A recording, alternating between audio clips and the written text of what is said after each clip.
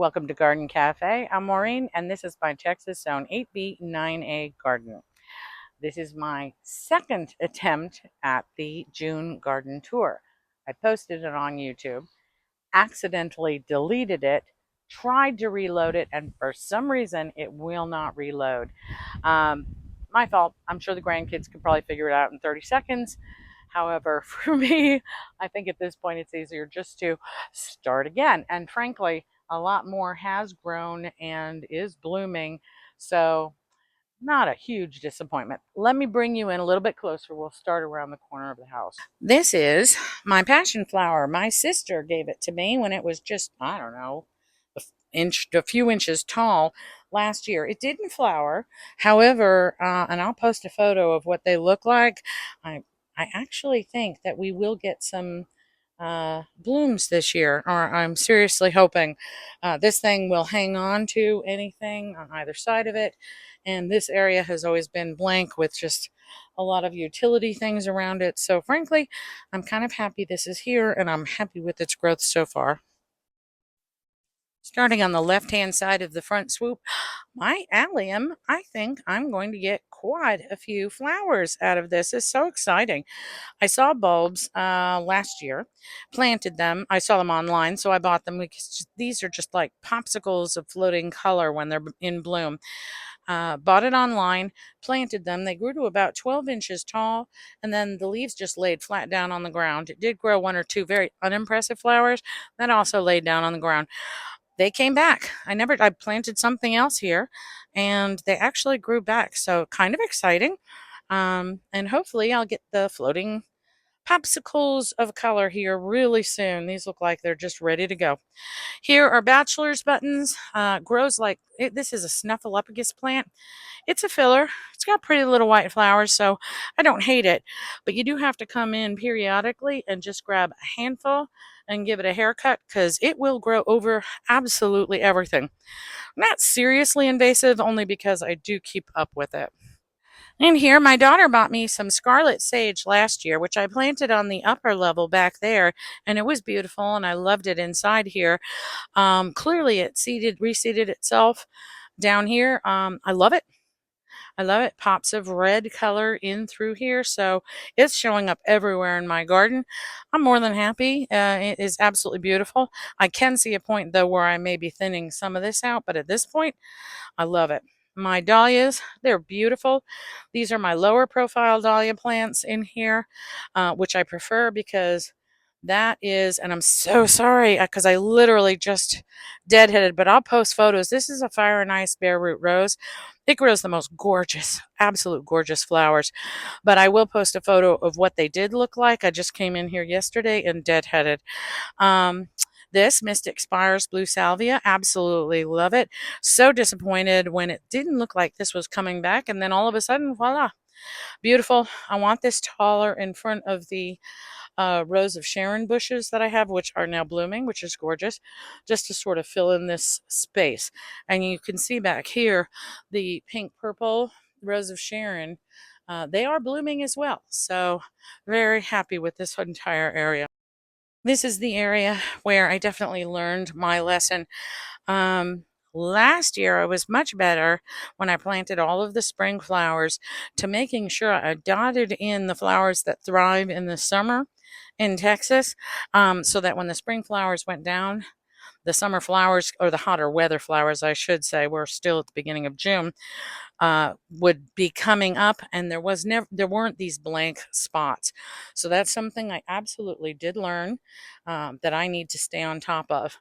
I've got some purple and white verbena, red and white verbena, pink and white verbena, and again, scarlet sage. These guys are volunteering all over my yard.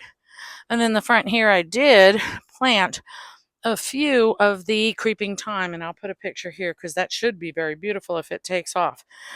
Still have a Gerbera daisy, two of them in here that are still flowering. Kind of a surprise because I didn't anticipate that they would last so long into the hotter time of the year, and we're already getting into triple degree weather in central Texas. Dusty Miller. Back here, I like the contrast. It sort of breaks up the greens. Behind the purple and white verbena, I've got Soiree Kawaii. I have those in several colors throughout the yard. Love those. Those are Central Texas loving plants.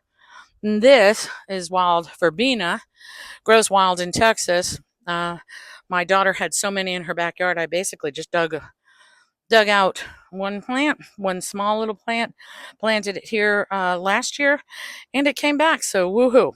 So interspersed, I put profusion zinnias, and they are starting to bloom.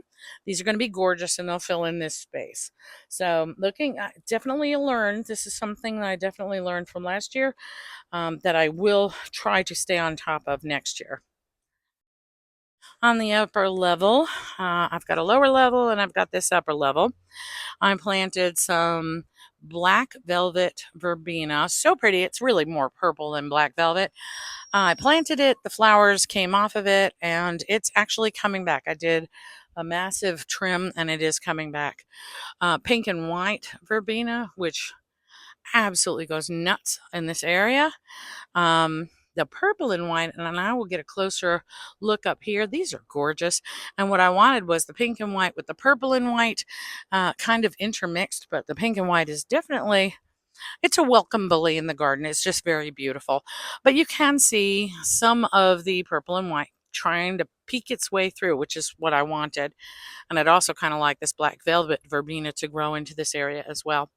This is a big dahlia, absolutely gorgeous. Do not remember planting this back here at all, but it is absolutely stunning and I love it. Here is another error I made. Last year, I had a whole bunch of dahlias in the lower part of the swoop. They grew so tall you couldn't see anything that was on the upper part of the swoop. So in the fall, I went through and I dug up all of the tubers, all of the dahlia tubers, put them in the backyard.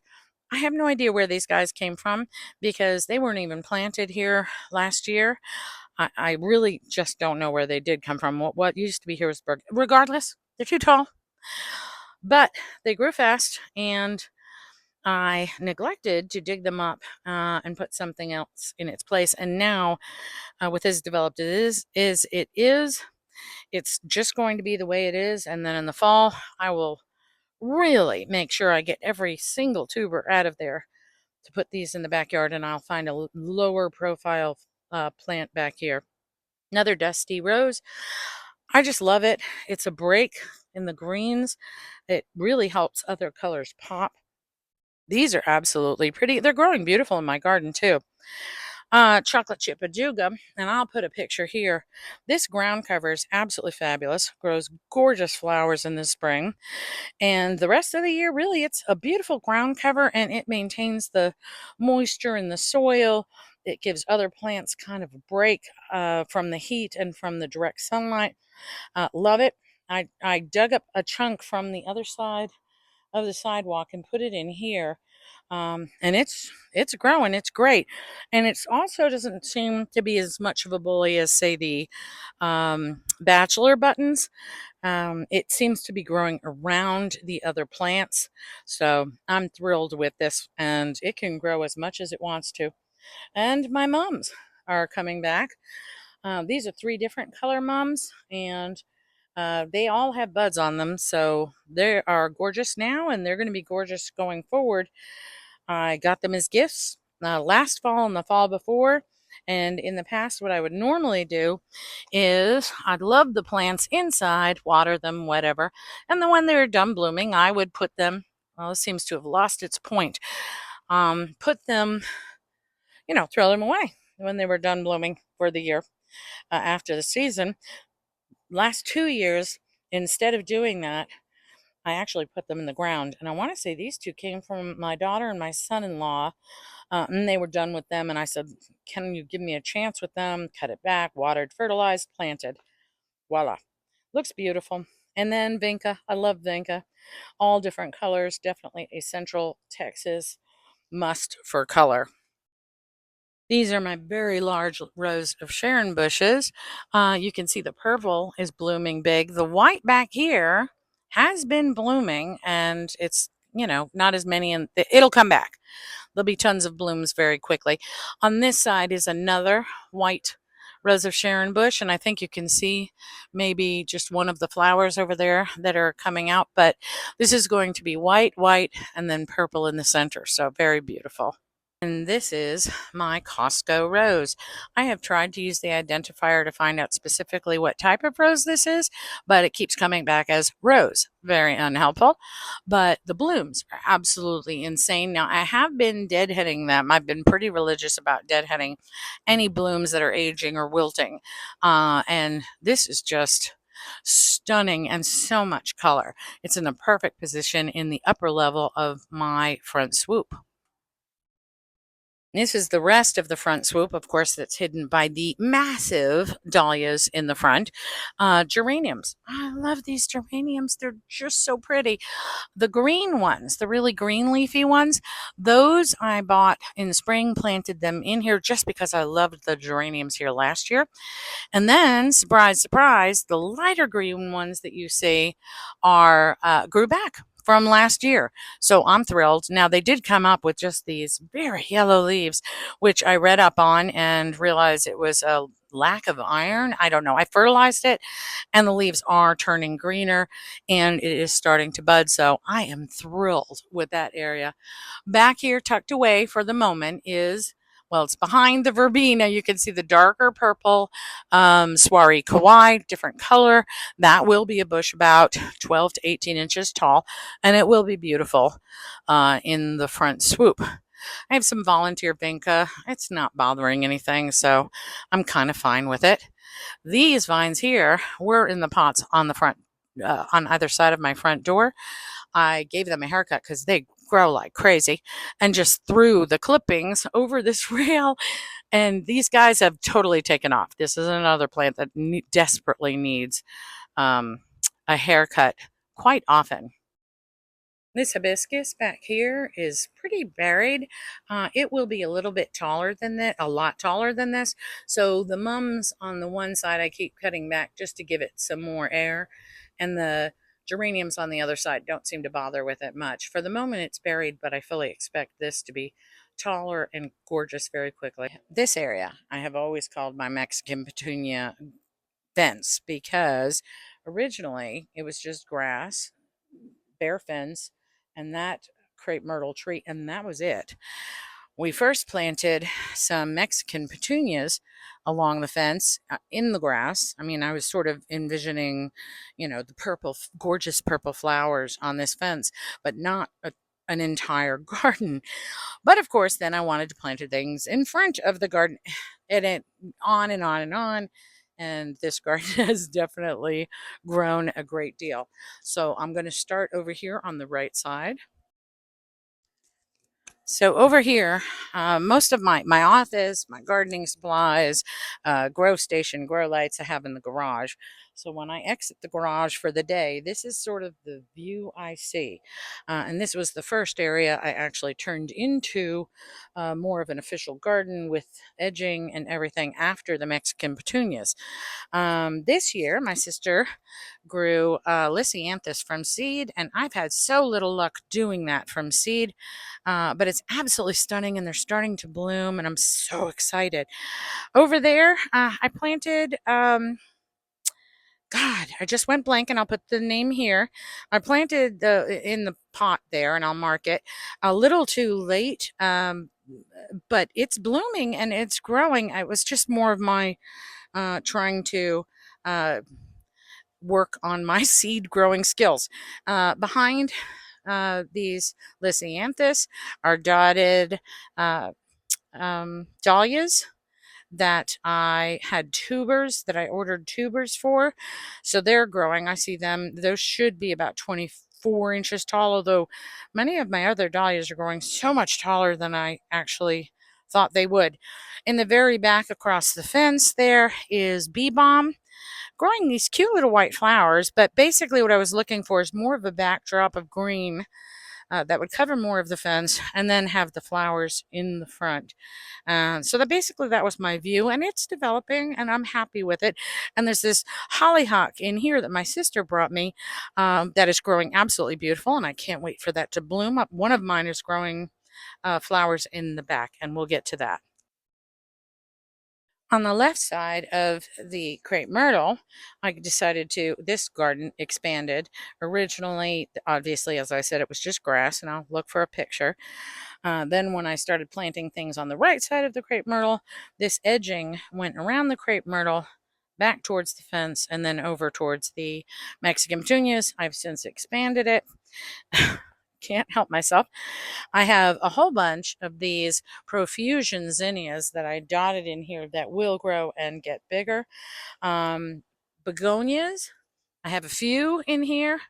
Begonias are absolutely beautiful, and they're also in this very precious bicycle my sister got me for my birthday. I did deadhead the middle one and the top one, but they are already starting to come back and bloom. The bottom one came back super quick. Again, Dusty Rose, looking for that separation of greens and the brown of the mulch, and I dotted that throughout all of my gardens. I really do enjoy it, and I think I'm going to use more of that next year. The petunias that I planted in the spring were absolutely stunning, gorgeous, and huge, are on their way out. Central Texas petunias, once we hit mid-June, end of June, they're pretty much gone, but I'm sort of happy they're still hanging in there.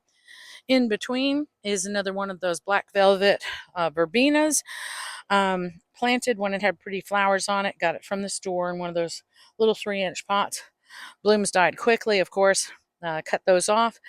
It has since grown a great deal, and now it's putting off buds. So I'm excited. That's just this very rich, dark purple verbena flower.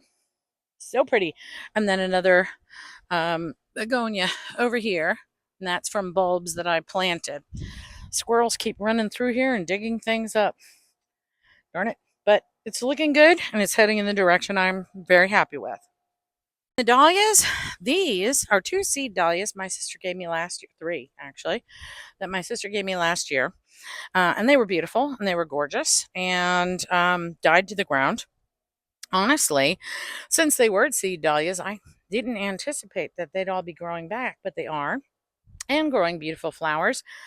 Sadly, in my first June garden video, there were lots of these blooms.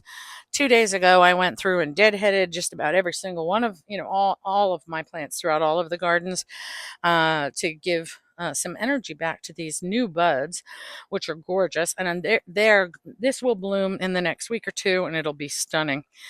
And another one of my mums that somebody gave me, mums, and when that stopped blooming in the beautiful pots inside, I decided to plant it here. And more of the petunias dotted in the front, still hanging in there, but definitely looking on the sad side. And then tucked back there is another Dusty Miller. And again, I like that white powdery break between the greens. And I want to show you this 4 o'clock I have growing back here. Of course, I did not anticipate that the dahlias would come back or be so tall. So I'm not sure if we're going to be able to see this fuchsia 4 o'clock as well when it grows, but we'll see. Hang on. So here's the fuchsia 4 o'clock tree. It's actually a plant, and it grows very bushy, but I took the lower branches and the lower leaves off. Now I did that kind of accidentally, not accidentally, but I wasn't intending for the 4 o'clock, the yellow one, to grow to look so gorgeous, but more in a small tree-like structure. And I'll put a photo from last year of the yellow one. But this is the fuchsia one, and you can see some of the beautiful flowers that are coming up. It's called 4 o'clock because normally it will bloom. Those blooms will open in the afternoon. Of course, in Central Texas, with our high heats and the sun not going down until 8 p.m., here they're more like 7 o'clock plants, but gorgeous. And again, training them to be trees. Now, this is originally why I called this my Mexican petunia fence. I mean, I have Mexican petunias growing all the way down, and originally it was just grass to the fence. with these guys dotted through. We've since obviously added the border, started planting, well, more dahlias. Seem to be my dahlia year. This is a zinnia. I have no idea how he got here, but I'm sure he's going to be gorgeous. These had put off just a few blooms, but about in July, these will be 5, 6 feet tall. They grow glorious Mexican petunia flowers every morning. All of the buds drop off in the afternoon, and a whole new bunch of the purple Mexican petunia flowers open the next morning. So these are ones that give all the way through Central Texas. So Central Texas summer. So these are ideal plants if you want them. Many people say they're invasive, and they do grow babies. But honestly, people, I have had very little issue, pulling out the ones that grow where I don't want them to or cutting them back. I've had no issue with that. So I'm really not sure why people are so unhappy with these. I love them. Flanking both the left and the right of these Mexican petunias are cuttings from those gorgeous Rose of Sharons you saw out front. And I wanted this white and the pink, on the book ending these Mexican petunias. And then all the Mexican petunias grew down the rest of the fence. But I still like the aesthetic of the Rose of Sharon with the Mexican petunias and dahlias. And now I have a zinnia growing in the front too. And this is another one of those 4 o'clock plants. That one I thought was going to be pink, but it's actually looking like it may be yellow. We'll see. But I'm going to take the bottom leaves off and turn that more into a tree as well. This area is rapidly turning into one of my favorite areas in my yard to just sit down, relax, try to cool off. As you can see, between the heat and the humidity this time of year, and it's only June, you need a place to just relax out of the sun and just enjoy, what you have around you. Now, the back fence, as you can see, is pretty sparse. Last year, this garden did not take off the way I intended at all. Now, oddly enough, the year before, things grew tall and lush. Not sure why, because sprinklers are set on the same. But this year, I really made a concerted effort to choose shade plants to go along this fence. And there's a good, 30 feet of the fence to the corner, and then probably another good Lord, 40 feet before you get to the trees and the bushes, all in shade. Now, this will get some dappled light during the day, but these leaves are filling in on this tree, and I'm going to give it another maybe 3 weeks, and this entire zone is going to be in full shade. So hopefully I chose the correct plants to go fill that in, and I'll take you over there. Starting out the shade garden, as I said, the Mexican petunias continued on down the fence. Now, these guys will not grow as tall and they will not bloom as much, but frankly, they're very tropical looking, and I'm perfectly happy with them covering a good portion of this fence back here. It just seems to soften up the fence, and I don't know. It feels cooler when the hardscaping is just a little more recessed. Over here, coleus, coleus, coleus. You're going to see tons of coleus. My sister grew 1,001 varieties of coleus from seed. She brought me, a carload. So these are dotted throughout every shade area I have. Now, these are supposed to grow about 2 feet tall, and they're supposed to be pretty lush. Now, I've tried to put groupings together of different colors because although the flowers in the shade area do not seem to um, produce much in the shade, the colors of these coleus and the other plants I've chosen for this area, and you can see the other coleus definitely bigger over here. But they look floral, they look pretty, they look colorful. I do love them. So this entire area should be pretty filled in. As far as this guy here, this is my zebra plant, and I'm going to put a picture here of what it looks like when it's flowering. That guy, he flowers in triple digit heat. He likes the shade, doesn't like direct sun, but very tropical plant, and it grows just the most beautiful big yellow flowers. So I put him back here so that he will be blooming July, August, September, somewhere around in there. This one is, oh my God, I just went blank. I'll put the name up here. This guy blooms in the winter. Very pretty. Now, oddly enough, he's continued to flower back here. So he's been in a pot for the last 2 years on the front porch. I think I pulled him in over the winter. But I mean, in the worst of the summer. But I decided to plant these two together. So one would give me flowers in the worst part of the heat. One would give me flowers in the coldest part of the cold, which in Texas, let's face it, folks, it never gets really that cold for long. But I assume just, for the most of the year, I'll get flowers out of this section. So, and they're growing and they seem to love it right there too. So, yee. You're going to see this trio of plant again throughout all of my shade garden areas. I put two hostas on either side, different textures, different colors. You can see them. Although they're getting pretty eaten up by bugs. I need to get in here and treat that with a caladium in the middle. They are all supposed to be about 2 feet tall, 2 feet wide eventually. Obviously, the caladium is growing taller at this point in time. But this should fill in this area very nicely. But I put this trio in this pattern in many places. You'll see it. And again, more coleus. Gorgeous coleus. That was a death row plant. Actually, my husband got it, brought it home, split it into two. I put the other on the other corner, about the same distance from the corner, and they're just taking off. So they seem to just love this area. Do not discount death row plants, people. If you just a little care, and you can have a gorgeous plant. Another coleus azalea. God, these guys bloomed so gorgeous in the spring. And I'm going to put a picture. I have 4 azaleas around the house. Really gorgeous. Did not bloom last year for me, so I was surprised by the gorgeous blooms I got this year. So love those, and they'll be just a beautiful green bush for the rest of the summer. This is the corner of the shade garden fence. And as you can see, I put the same trio, hosta, hosta. That hosta over there, some critter landed right on top of it and broke everything but that one leaf. Hey, still alive. We'll see what happens. And the caladium in the middle. So I'm happy with that. The bigger green ones back here, and I'll mark them, are clerodendron. They grow up to 6 feet tall, grow really beautiful pink flowers. They were very unhappy with where I had them planted on the other side of the yard. Just wait, the second the sun touches these things, they look like they're fainting and they look like they're dying most of the day, and then the next morning they perk up. I didn't want that look this year. I think back here it's going to be enough shade that they're going to love it. And Mexican petunias got back there. Again, I don't expect much from them. It's just too shady for them to be happy. And I think they probably just ended up growing because until these leaves came in, this area was a bit more sunny. I have a philodendron back there in between the caladium, and I'll mark it.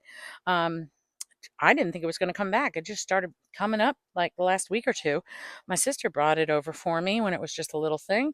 Did pretty good last year and then died to the dirt by November, December, and now it's back. So hopefully that means that'll be a permanent plant. Now, on either side of the corner, I tried to go from the corner out.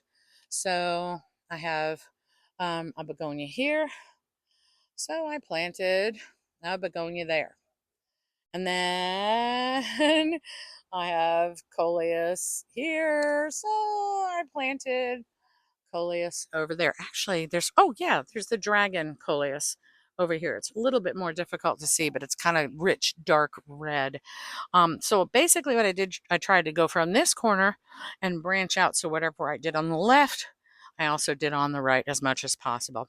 So there's that other azalea bush, which is not as happy. I did cut it back, but he's growing and now he looks healthy and he's putting off new leaves. So woohoo! This is the other half of that death row plant. Big surprise. They're absolutely stunning and gorgeous. Those just would have ended up in the trash. And I want to say my husband paid like $2 and I split them in half and put one on either side. Again, coleus, coleus, coleus. Coleus is definitely the shade plant. On either side of my front door, I have these 2 cement planters. And last year, I had these Persian shields planted in them. They're so pretty. But the front door, although it's in the shade the majority of the day, gets full blasting sun for about 2-3 hours mid-afternoon, which is probably the worst time of day for sun in Texas. So these did very poorly and they just basically were dying. I just planted them back here thinking, well, they'll live or they'll die. I have no idea, but planted something else in the front planters and nothing came of it. They died. They were pretty bad when I planted them. But hey, folks, look, it is June. And a couple weeks ago, these started poking their heads out, and I knew right away those leaves are just so identifiable. Gorgeous. They should be big. They should be beautiful. And I'm so happy that they like it back here. Again, Coleus coleus. Again, the Hosta Hosta Caladium combo. Again, I put the Hosta Hosta Caladium combo before the Persian shield started growing, but I'm fine. I want this entire area to grow into each other, around and over. I want this whole area to be lush of texture and color. So I'm okay. That's fine. They're fine. This is a love plant. I call it a love plant just because the leaves to me are shaped like hearts. Friends of ours gave us seeds from theirs just because I was like, oh my gosh, they're so beautiful when I was at their house. So they knew I was really into gardening in the last few years and they brought me seeds last year.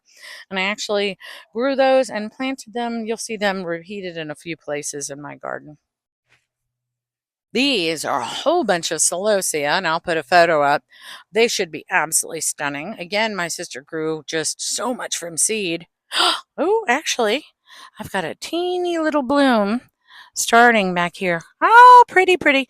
Anyway, so this should be a stunning area. My sister planted them in here for me last visit. She's actually coming on Monday. I'm so excited. Over here is an astilba. This one I planted in the side pots of the back door, and we'll get over there in just a minute. Did very poorly, never flowered. I tried to move the pot into part sun on the back porch. Still wasn't happy, still didn't flower. And it pretty much followed the Persian shields. This used to be my area of, well, let's see if you can survive out here because it's sort of the last stop. And it didn't, and it died, and now it's growing back. I will never discount plants again. I just assumed if they didn't start poking their little heads up by mid March, they weren't going to. But a lot of them really, over just the last few weeks, mid May, they started coming up. And that's another one with pretty identifiable leaves. This is my little faux well and more gnomes. You'll see gnomes and fairies all over the place. I just love how it makes everything look so whimsical. Coleus up here because although it's getting about a minute of sun at this moment in time, it's 99% in the shade. Seems to like the bucket. Down here, I did have overflowing petunias, which are always gorgeous in the spring. And as I said, petunias about this time of year really start to fade. So I put in purslane, and I love this too. And this is a hot summer Texas loving plant, and it will completely fill in the entire lower part of the well. Folks, this area, and you can look at my previous monthly garden tours, was so pretty. Two terracotta pots we got from our neighbors when they moved. They actually gave us many of the pots in the backyard. You'll see them as we go along. Absolutely love them. I ran irrigation lines up through the center of them so they get watered directly in the pot. The calibrachoa and the petunias, again, they're not going to last much longer. This coleus is gorgeous and it's going to be really big. It came back, so I do want this for this area. So I'm going to be moving these pots and I'm going to be planting something else in them soon. Right now, the flowers look beautiful, but yeah, they are definitely not a going into summer Texas choice, but that's okay. I mean, I like that, some seasonal growth. Back here, I've got, God, folks, I don't know why I can't remember the name. It's the same as the one in the pot on the other side. It's done. I mean, it's a pretty green plant, but the flowers are done for the year, and the sprinkler, the irrigation line seems to be missing. All right, I'll find it. I'm sure it's tucked back there. Up here, petunias in this one, again, they did grow pretty, and they still are, putting off a few blooms. But anyway, this 4-pot section, it's probably going to get moved and it's going to be planted with more Texas tolerant plants. More seed dahlias from my sister, loving life, growing big and tall and gorgeous in this area. And I have the camera here so you can see the pots, but you can't see them anywhere but from the view, the angle you're looking at right now. So I prefer to have these and the coleus be the big visual, and these I'll find another location for. I have an Exora that's coming back. Surprise, surprise. I like those, and I'm going to put a picture here. It's the only one that came back, and I think I had three. Some more verbenas. This white and red soiree kawaii, that's going to be a bigger bush. Here is the red soiree kawaii. It's a little bit bigger, I think, because it gets just a tad more sun. Tucked away in the corner of the back porch, I bought these tea roses last year, and they almost look like the fire and ice bare root roses, but of course they're tiny little tea roses. They're absolutely gorgeous. Bought them just for color last year, and they survived the winter and they're blooming again. So a bit impressed. The two larger pots, I put begonia bulbs in. They have yet to bloom yet, but boy, the plants are just huge and full, and the leaves are so lush. So really looking forward to the flowers they end up producing. This is the right side of my tiny garden, my tiny pond swoop. Sunshine gazanias. Guys, I'm going to give you a bigger picture of what these look like. Oh my, they are just absolutely the most unusual, stunning looking flowers. And then pink and white verbena seems to be the name of the game. These are from cuttings I took last fall of the pink and white verbena, and then I planted them out in the spring. I did have the purple and white, but pink and white definitely took over. Purple petunias have totally lost their minds. They are everywhere. They are leggy. I've been cutting them back. They are pretty. They're giving me gorgeous spots of color. So I'm going to leave them as long as they're doing that. I have been cutting back the leggier, less attractive branches, but overall, I'm pretty happy with those. Definitely, I'll do that next year again. I had no idea these would end up being so tall, though. Behind, over the waterfall, I have petunias back there. Those are Proven Winners Honey, and can't remember the name of the red one. But they're gorgeous up there. And again, irrigation is going to that plant. So this year, the plants along the back, I really didn't want to do those until I set up an irrigation line. And I have a video on how to set that up. So much easier than I thought it was going to be. And I am so grateful that I don't have to worry about any of the pots along the back. This is my back porch. Seed dahlias, seed dahlias, seed dahlias. As I said, my sister just brought me so many dahlias this year, so I planted them everywhere in these big pots. Again, not knowing how tall they were going to be, but you know what, folks?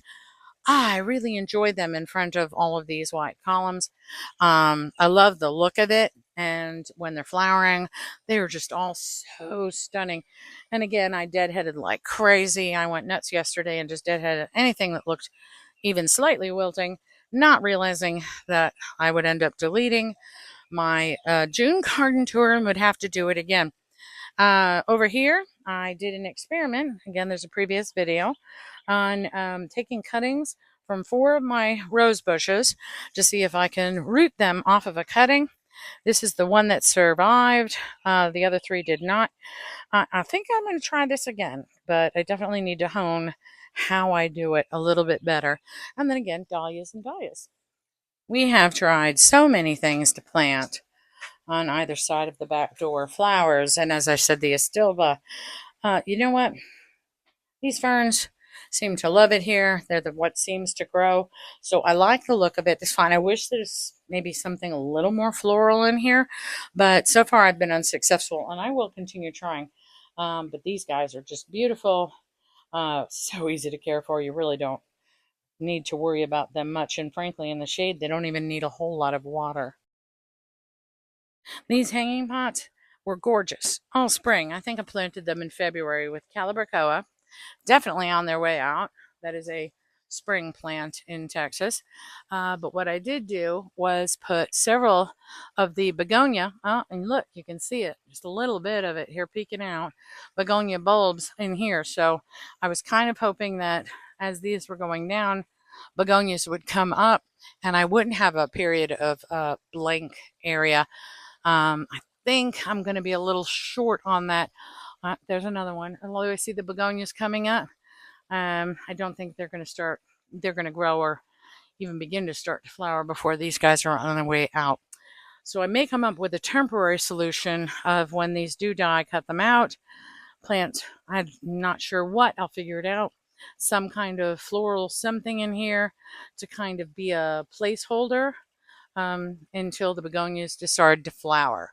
So it'll be gorgeous. This is the left side of the pond. And once again, the petunias. These guys, I mean, they're beautiful. As long as they're growing and they're flowering, I'm perfectly fine with them. Some zinnia is tucked away. I need to start getting those a little bit more. And once again, pink verbena. In the back there, you can sort of see the sulfur cosmos. Those are gorgeous when they bloom, but they all seem to bloom at once. The blooms drop, and then they all bloom again. So that should be gorgeous in about another week. In the front here, this is another one of my areas I need to work on. This is where the bluebonnet was planted. It was absolutely stunning and gorgeous. I'll see if I can find a photo of it. It died, and usually, I've only been gardening 3 years. Last year, I was very intentional about putting in summer-loving plants with the spring-loving plants so that there'd be a crossover and I wouldn't have these bare areas. I did a very poor job of that this year. I will pay attention to that absolutely next year. Holly's in the back with the native Texas lantana, loving life. It will get massive. That lantana gets so big, and it's gorgeous with the orange and red flowers, but it definitely needs a haircut to stop basically falling over every plant and into the pond. Now, going along the back fence, this entire garden, and I want to say it goes 50, 60 feet. This is all to the left of the pond. This is one of the cuttings I took from the Rose of Sharon out front. It's already starting to flower. Grows pretty quickly. There's one right next to it that has that pinky purple. I like the combination of those two colors. Next to it, Mums and Thryallis is behind it. I put a Pride of Barbados back there. I thought when this started growing, ooh, it's coming back, but no, Thryallis came. So I must have planted a Thryallis there at some point. A just went blank. I have the worst yarrow. I think yarrow is absolutely stunning and gorgeous, but for some reason I cannot grow it, and I don't know why. This one, at least it's still alive. It is starting to flower. My sister grows it like crazy and flowers so well that she actually hangs them upside down to dry the beautiful flowers. So she's going to be here on Monday. I'm going to ask her opinion on that. We move farther down the fence. And over here is my plumbago. This is now going on 3 years. Love it. Very reliable. Comes back every year. Blooms gorgeous. It's absolutely stunning. At the base, petunias, which honestly I thought these were on their way out, but these are two that my sister got me from Proven Winners. So maybe that's what makes a difference. They're definitely not as leggy as the purple ones. They are definitely lower to the ground, and they almost seem to be trailing at this point, which, you know what? Thrills me. This is a New Mexico hollyhock, and I have to show you one of these leaves. When we were in New Mexico last year in the mountains, I saw these gorgeous hollyhocks, and the flowers were already growing seed pods. They were only green seed pods. I pulled a few of the seed pods off of the hollyhocks, took them home, not knowing you're supposed to wait for them to turn brown, but we weren't there that long, so I probably would have taken them anyway.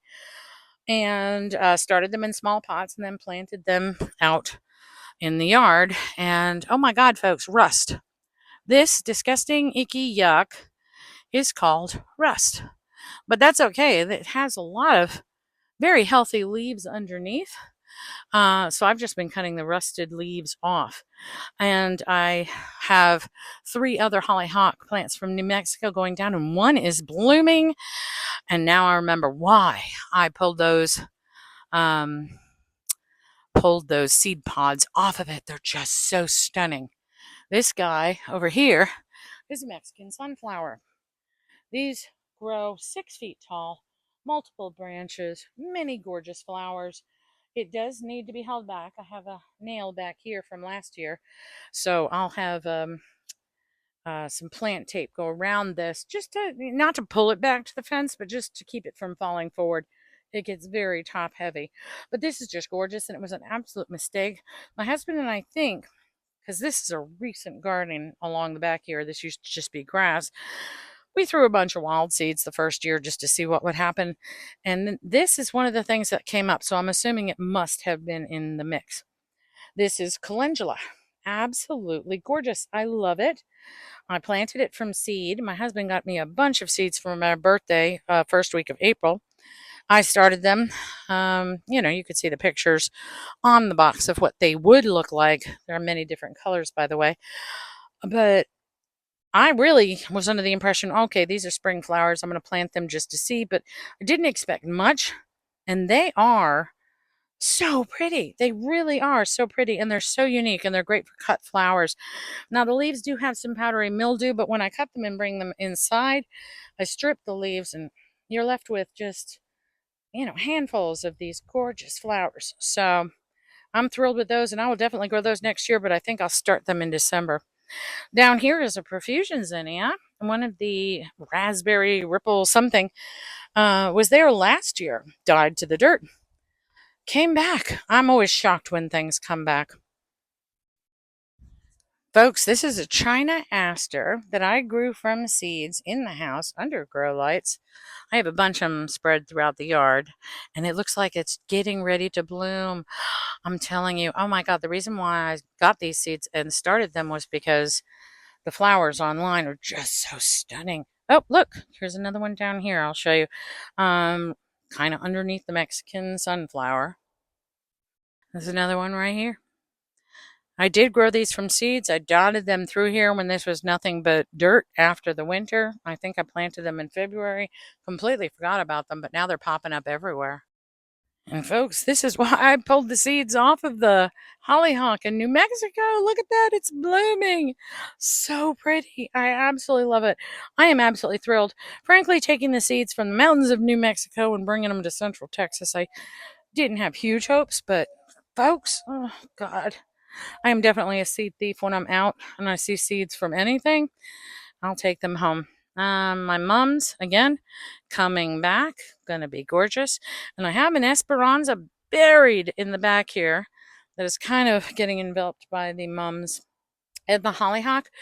But it's getting taller, and the Esperanza, I'll put a picture of what it looks like, or what it will look like. That's one of those 6 foot huge plants with many flowers. So I have no doubt that will come above the canopy it is currently under very quickly. My aunt sent my sister and I purple coneflower seeds, which we threw, I want to say November, December. And um, I didn't know. We didn't see anything from them. And now, ba-boom, they're all starting to grow, which is welcome and fabulous. And this is another calendula, folks. This one's yellow all the way through, with some um, scarlet sage. This is again volunteer. And look at this. I didn't notice this one. Another purple aster in the back. Woo-hoo. I mean, not purple. I'm sorry. Aster. China aster. I don't know what color it's going to be. But this is purple coneflower. And she lives in Maine. I believe it's Maine. So we weren't sure how it would go in Central Texas. My sister's in the Houston area, so different zone. But yeah, it's working. It's coming up. And this is another one of the New Mexico hollyhocks. It is not as developed. I cut a ton of the rust leaves off of it. It's got a lot of new growth underneath, so I'm not discounting it. And after seeing those gorgeous flowers on the other one, um, I fully expect the others to do just as well. Folks, this is Scarlet Bee Balm. Holy cow. The most unusual, gorgeous looking flowers. Just a spray of color. Gorgeous. He was here last year, died to the dirt, and once again, did not anticipate him coming back. And he is bigger and fuller than he even was last year. So I'm thrilled. Little disappointed though, because behind him, I got a Mandevilla, and let me give you a close up on that one. This is my third year attempting to grow Mandevilla. I have not had any luck. I planted that there. I'm going to put a trellis behind it. Um, but I put that there before the Scarlet Bee Mom or anything else, frankly, decided to just explode in growth. I have no doubt that that will find its way to fuller and grow taller. This is one of the ones that you want to put on put a trellis behind it to brace it so that it just grows taller and more beautiful. This is another one of my shade garden areas in front of the house or behind the house. Um, it's getting a little sun here, but it gets like 2 minutes of sun. It is in full shade, folks, all day. Impatience seem to be the answer here. Impatience just love this shady area so much. And some of them, I mean, they can handle an hour or two of sun realistically. But this full, gorgeous, love it, all impatience. 2 years ago, everything back here was just hard packed dirt. I'm telling you, folks, my sister did everything short of using a pickaxe to dig down a half an inch so she could put in all of these black eyed Susan seeds. They come back now every year and add so much color. I love them, but they are definitely more of a spring flower in Texas. As you can see, some of them are already dying. As they die, I pull them out. This year, I made sure that I put other plants behind. There's a purple coneflower.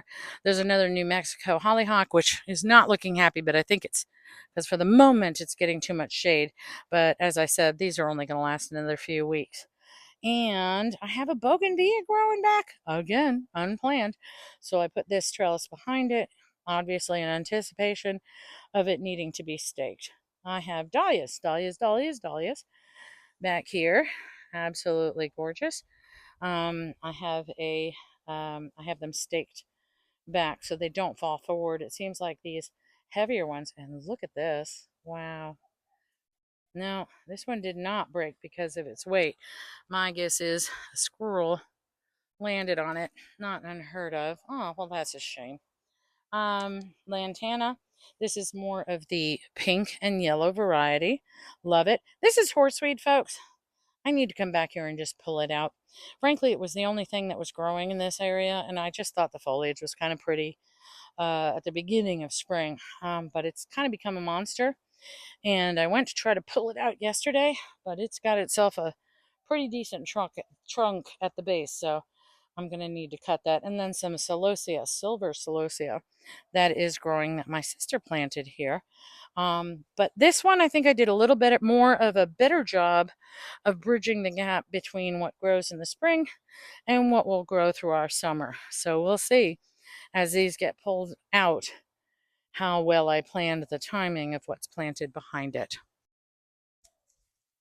This entire corner is a brand new no-till garden that my sister and I created. And there is a video of me doing that, my sister and I doing that. Basically, this was just grass. I just used a weed whacker to get the grass lower, put down sheets of cardboard, overlapping sheets of cardboard, put down soil, then put down mulch, and then we just let it sit for a while. And now we have things planted in it. I'm thrilled. I love this entire area.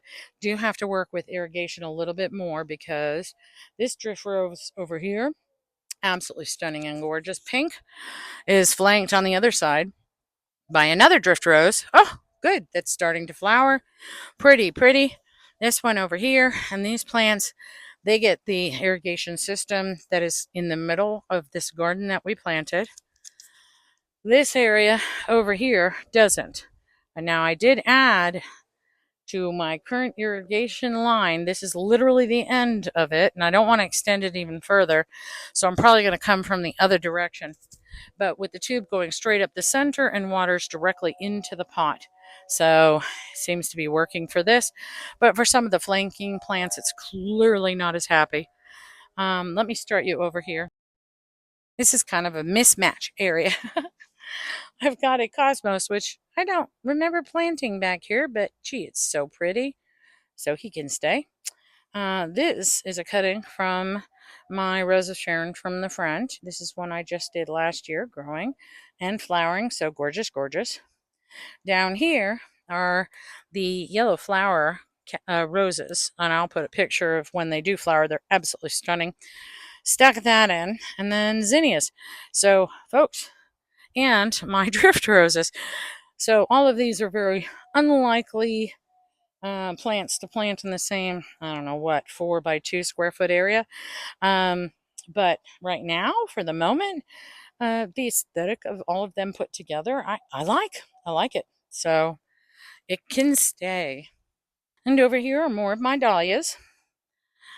These tuberous dahlias I planted in pots, and I moved the pots around the yard until I saw where they were happiest as far as morning sun, afternoon sun, how much, water it got from the irrigation system. Anyway, these two seem to love it right here, so they got planted right here. This is another one of the massive heavy cement pots our neighbors gave us. I love it. I put some lemon coral seed and I wanted it spilling over the edge, and it's doing exactly what I wanted it to do. Cineraria, which I assumed was a spring plant, but it's actually growing very well in here, which is a bit surprising. And then moss roses, which always do well in Texas, and that just went in, so it's just starting to flower. Back there are tiger eye. The front one is a tiger eye hybrid sunflower. Grows 2.5 feet tall, 2.5 feet wide, multiple blooms. The two in the back are the yellow torch Mexican sunflowers. Those will grow 6 feet tall, and they will need to be tacked back to the fence just so they don't fall forward. They don't have to be pushed back to the fence. Just they get very top heavy very quickly, so they will need some support. This oleander, kind of a surprise that it came back. He used to flower. He was gorgeous every year, every summer. And then ever since the huge freeze, 4 or 5 years ago, it has not flowered. We got a few, I want to say one beautiful flower off of it last year, and then that was it. So over this last winter, and every year it seems to look weaker and weaker, but over this last winter, when it died to the ground, I honestly was shocked that it decided to grow back. But it looks healthy. I think it enjoys this entire garden we created. I mean, everything here is so well fertilized, and I think maybe that's what it needed to grow back healthy. So I'm hopeful for flowers. This is one of those 4 o'clock trees. As you can see, I have it staked. Once this grows a little bit, right now it's very top heavy, but the stem just does get stronger, and you will not need to have it staked in about another couple weeks. But you just want to make sure the stem is growing nice and strong. And this is just an adapted 4 o'clock plant that I turned into a little 4 o'clock tree. This path through here, I'm rethinking those terracotta pots again. Our neighbors, when they moved, gave us those. They just didn't want to take the big heavy pots with them to their new home. I was more than happy to take them, but I'm rethinking the location. I put them back there when we had very little growth on here. There are profusion zinnias in the front.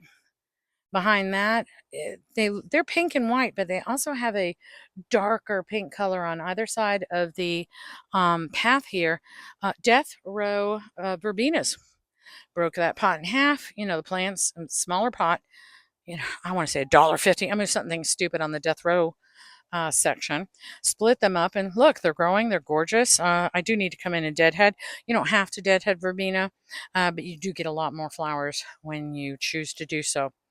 These 4 over here are dahlias. Again, tuberous dahlias. Now, these guys were all 4 of them. They're different, but very unhappy and I'm glad I started them in pots, but they were very unhappy with the different locations I put them in the yard.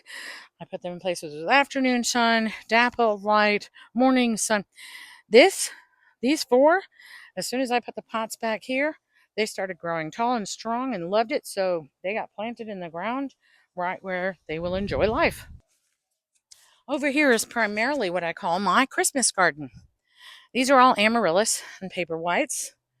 My sister and I did an experiment, pulled them out of the ground, waxed, you have to dry them for 2 months in the dark. It's very interesting. It's going to be an entire video on its own. They get harvested the first week of September. So all of these will get pulled up for that purpose. That's why I'm calling it my Christmas garden. I mentioned to my sister, however, that I really kind of do want to see some color in here, although it is the Christmas garden. I wanted something else. So she came through and put in all these lovely Gumfrina, which are just starting to bloom. So I love the pops of color that are going to be throughout here. And I'm really happy. And over there is another profusion zinnia.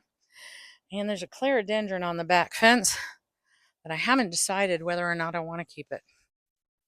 This is the start of the shade garden my husband and I created. Again, everything under here was grass, hard packed dirt. We came in, cardboard, soil, mulch. There's a video on it showing us doing it. We put the path of stones through here. Shade garden, coleus, every coleus under the sun. This area is just becoming so pretty, and it's looking exactly the way I wanted it to look. So I'm absolutely thrilled. First year, we literally, after we created this, we let it sit for like 5 months and then just planted everything in the last few months. So I'm really happy with how far this is progressing. This is our Stonehead garden. It's got obvious names. Did not have a lot of luck planting just about anything in here. And these again are my sister's seed dahlias. They seem to love wherever I planted them. So I am a dahlia fan at this point. This entire mound is honeysuckle. And when we moved here like 30 years ago, underneath was hollow. And there was one of those urns in there where the water bubbled up over the top, went down into the stones, then bubbled back up. At some point, the plumbing stopped working in there. It got overgrown. I don't even know. Maybe that urn is still back in there. But under here obviously is a liner because the water used to pour over the urn into the rocks and then get recycled back through the urn. So I'm assuming there's the similar kind of pool liner that we put when we created the little pond back there. So that makes this area very tropical. And these guys, you really have to beat back with a stick. But I love that tropical look about them. Regardless of the additional moisture in here, no matter what I plant in front of Stonehead, just never lasted, never grew, never flowered for long. Very disappointing. So this year, since I had in just incredible number of these seed dahlias, I decided why not give them a try, and voila, they seem to be enjoying life. They've been here going on 2 months, so I think this may be our answer. This was where my jacaranda tree was planted. I grew it for 2 years in a pot. The first year, even in the winter, I brought it into the garage. Second year, I left it out. Seemed to do well. So this year, November, October, November, decided to go ahead and plant it in the soil. And it just died over the winter. I just think jacarandas are not the tree for my area, but I'm going to put a picture here because boy, did I want that so bad. But what I decided on was a kaleidoscope butterfly bush, and it has buds starting, which is so exciting. Now, this guy is going to be large, like 4 feet tall, 4 feet wide, gorgeous plumes. I'm excited. And that's what I wanted here. I just wanted some color, and I'll back the camera up so you can see what I'm looking at in this section. Whew. Folks, I am absolutely melting. And it is only June. I still have July and August to survive. Again, seed dahlias around the arch. I also put trumpet vine on the right that will grow up and over. And good Lord, folks, I'm going to look it up and I'll put the picture here to grow up this way and over the top. It'll be an arbor of flowers. And then with flowers on both sides, I put in a mixture of, big surprise, seed dahlias. This area in here was just a huge green area, which is beautiful green grass right now, but it takes a serious pounding in the summer of the sun. So I wanted something right here to kind of fill in this spot. We'll see how the butterfly bush does. I think it's going to love it here. This area over here is an extension of where the impatiens are. This is all very much shade. Gets a tiny tad bit more sun, but mostly shade. This is knockout rose, which usually, it was here since we moved in, again, 30 years ago. Tall, huge, over the grass. Very unattractive flowers. Very unhappy plant. I have fertilized. I have pruned. Frankly, I was going to dig it out, but then I saw online on a YouTube where someone turned a knockout rose into a knockout tree. I'm going to try to find the picture that I saw, and I thought, why not? Let's give it a try. It's all an experiment, right? So I chose two of the healthiest branches from in the spring, and you can see a lot of growth that I keep taking off at the bottom. As this grows, I've staked it for the moment that the stems should get much stronger as time goes on. And you just keep pulling off the lower leaves and the lower branches until it grows into a tree.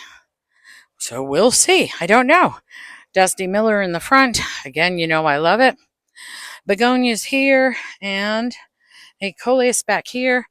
None of these are real happy with direct sun, which is getting right now, but they're lucky enough that they only get about 5 minutes of direct sun. So they'll be happy in another 5 minutes. This used to be my pumpkin garden, and I did get a lot of pumpkins, but holy cow, it grew all the way across the lawn. Not what I wanted, not the look I was going for. Purple salvia. This stuff is gorgeous. I love it. These are pro-cut sunflowers. I thought they were one and done. They grew these beautiful flowers, which I cut, brought inside. Benefit being they don't drop the pollen all over the place. But again, I thought they were one and done, but now all these smaller sunflowers are growing up in their place. And hey, they're flowering, they're pretty, so I'm keeping them. Over here are the tiger eye hybrid sunflowers. This should be as tall as it gets, multiple branching, multiple flowering. So I'm hoping that does well. Back there is lavender, and that used to be planted just around the corner, and it just did not get enough sun. It was so unhappy, and it really was dying. I dug it up, transplanted it here. Hasn't decided whether it's going to survive or not yet, but I did get a few flowers off of it a few weeks ago, so I don't know. Fingers crossed. I think it might survive. Most of this zone was planned for a cut flower garden, and it's working, people. All of these are going to get cut and brought in, and the more you cut zinnias, the more blooms you get. So completely thrilled with this area. I did have just went blank planted behind them, but they were one and dones, so they are finished. But I will put a photo here of what I had planted that actually grew the flowers before the zinnias came up. Now, on either side of the cut flower garden, I have two rose bushes. This one is a Savannah rose. Over there is a Soul Sister rose. I originally had them planted on the other side of the house. They did not grow well. Flowers were not very pretty. I just don't think they got enough sun. So they are loving life over here. And then right in the center, I put a Texas rock rose, which, ooh, lizard. Guys, we have dragon lizards here. They're Texas spiny lizards. I'll put a photo. I started naming them things like Drogon from Game of Thrones. It seemed to fit. Anyway, Texas rock rose. Thousands of buds on here. And it just blooms all the time and has blooms.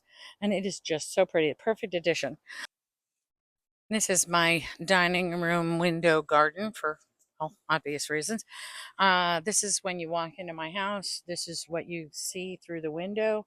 So I wanted flowers that would grow taller so that when you look out here, you'd see gorgeous flowers. This is the other bare root Fire Ice Rose. Clearly mismarked, but it grows these really beautiful yellow roses, so I'm perfectly fine. Some purple lantana, love it. And there's actually a confetti lantana in here too. I don't remember planting that. Zinnias, calendula again, folks. I'm telling you, it's calendula for a win. I am absolutely going to grow these, but earlier next year. I have a feeling if I started them in November and put them out, spring would just be glorious with all of these flowers. Tiger eye hybrid sunflower over there.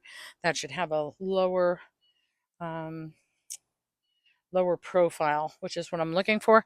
Again, these petunias, they're gorgeous as long as they are blooming and producing. I'm fine with it, but for the most part, petunias are definitely going south. These are two lantanas in the pots. I took seeds off of my, not lantana, vitex, I'm sorry, people. I took seeds off my sister's vitex at her house in Houston, brought them home. Put them in soil. They grew, seemed happy. I up potted them. I don't know where I want them in the yard. I'll put a picture, but they grow very large. Haven't decided yet, so I stuck them over here to see if they'd be happy over here. I'll plant one back here in front of this wall, and I think that'll be a wonderful addition. The other one I'm not too sure about. Back here, I've got an extra caladium bulb that I put back here because it's mostly shade. Two begonias getting kind of eaten up, and then a wax begonia growing flowers, which is just flowered nonstop. It's stunning.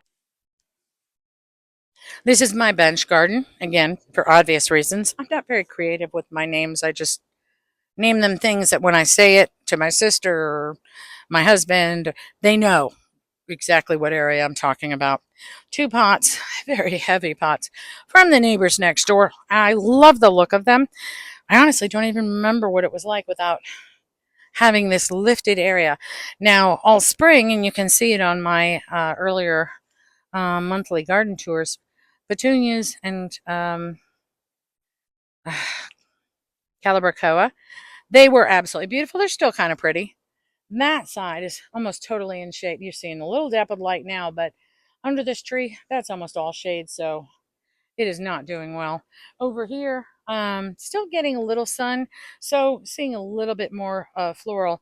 And I'm going to show you some of the things I bought that I'm going to be putting here instead, because my plan is to start planting ahead of time with the intention of going into our deep heat summer. Creeping Jenny along the bottom, although these darker green weeds keep trying to suffocate the creeping Jenny. I'd like it to grow all along the front of this bench and connect here. I just think that aesthetic would be so pretty. Over here is a thryallis, and I'll put a picture. This guy gets over 6 feet tall, grows glorious yellow flowers. This is one of my husband's absolute favorites. In the back are the other two azaleas. And again, I'll put a picture up here of when this azalea was blooming just a month and a half, 2 months ago. So worth it. And frankly, during the summer, they're pretty green plants. I'm kind of thrilled with it. I bought all these to go into those two side pots next to the bench, the angel bench garden. I've got vincas to be the color that comes up in the back, a very lime green potato vine, and another potato vine. I'm trying to remember the color of this. Let me see if there's a tag.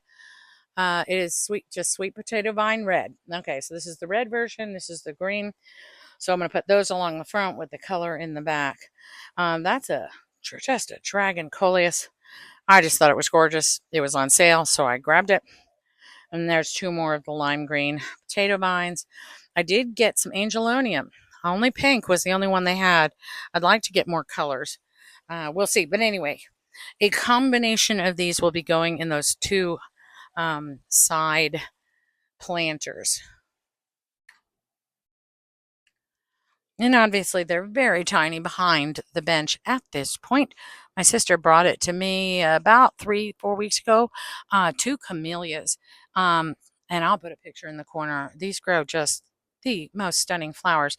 And it's right in between both of the azaleas. So I'm really looking for that's definitely future planning, people, on what I hope to be growing back against this fence in the next few years. And last but not least, this is the other side of the shade garden my husband and I created. The path goes from the coleus garden through here. In the very front, I put calibrachoa. No, I did not, people. I put kalanchoe. God bless in the front. Now, I have a video because the flowers died rather quickly when I planted them. And actually, several of these were in one pot. I purchased them in one pot for like $19, broke them up into 4 different flowers and planted them. So just because you buy something in one pot doesn't mean the entire thing has to go into the same hole. Anyway, that aside, all of the flowers died at, around the same time, a few weeks after I planted them. Did some research on how to prune them and um, look at them flowering again. This time, because before all the flowers were dead, I pruned them all. So we went weeks with no flowers on these things at all. This time I went through and I pruned about half of the ones that are beginning to die in the hopes that those flowers will start growing up so that when it's time to deadhead and prune back the others. This will have color basically around the clock. So that's what I'm looking for. Really happy. Back behind here, same trio. Hosta, Hosta, Caladium in the middle. Hosta, Hosta, Caladium in the middle. I continued that trio just because I like the aesthetic of the different greens, different textures with that pop of pink and green caladium in the center. So again, that's behind. Those should go about 2 feet tall, 2.5 feet tall, and fill in this area.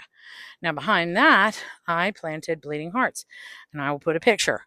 Those will grow about 3.5 feet tall. They'll grow taller than these over here, and they flower, and they're gorgeous. And in the very back, I put clerodendron, 3 of them. Now these, I actually took. They were little suckers because I used to have all my clerodendron in the Christmas garden. I took them out because they were very unhappy with the amount of sun they got, and they immediately, little babies started popping up through the soil from the runners. Dug 3 of those up. Those 3 are back here. I think they'll be much happier at this location. 6 feet tall, pretty pink flowers. So I'm looking at basically a wall and progression of color and flowers and texture. I think this is going to be beautiful. Remember, this was nothing but grass and packed earth less than 7 months ago. So I am thrilled with how this looks. Okay, people, mostly what I did today was walk and talk. But frankly, in this heat and humidity, I am absolutely melting. It's time to go in to get a nice cold iced tea. If you enjoyed my video today, please subscribe, like, or share. It really helps me to grow my channel. You have a wonderful day.